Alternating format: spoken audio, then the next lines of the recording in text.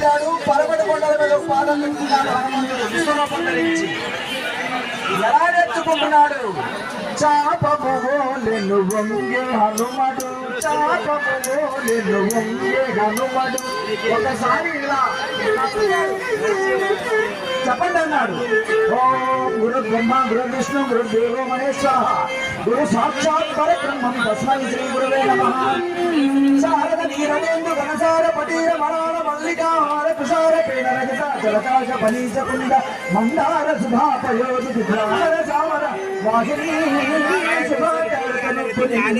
మల్లికానగరందరి కల్గు భారతి.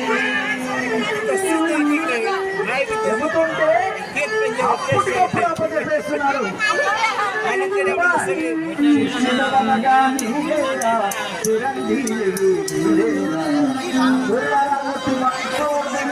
గురుదేవ